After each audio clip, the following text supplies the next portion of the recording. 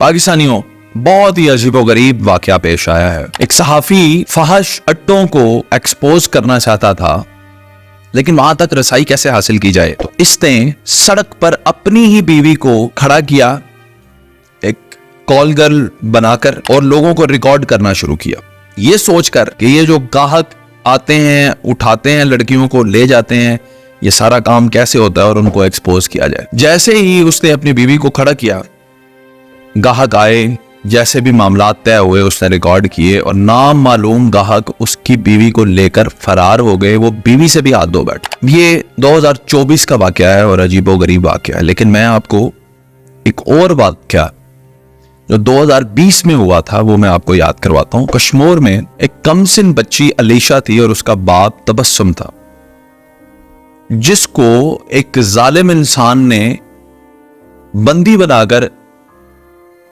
ज्यादती वाले मामलात किए थे और अलीशा बच्ची के बाप तबस्सुम को ये कह के छोड़ा कि जाओ मेरे लिए एक और लड़की लेकर आओ तो मैं तुम्हारी बेटी को छोड़ दूंगा। कश्मीर पुलिस स्टेशन में तबस्सुम बैठा था कि एक फर्ज शनास ASI था, वो अपनी सगी बेटी को ले आया, कहा इस बच्ची को लेके जाओ, और उस जालिम और जानी के पास अपनी बच्ची को भेज दिया तबस्सुम के साथ।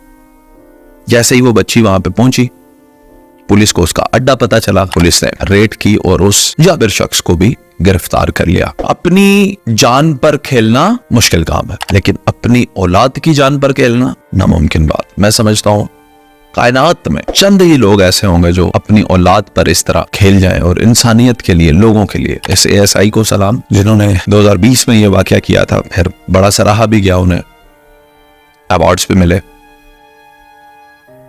लेकिन इस शख्स के साथ जो हुआ, ये वाकया फैसलाबाद का वाकया है। सहाफी की शराफ और ये बातें गैर जरूरी हैं, क्योंकि फैमिली वैल्यूज हैं, मॉरल वैल्यूज हैं। हम लोगों को यहाँ पे सबक देने बैठे, नंगा करने तो बैठे नहीं।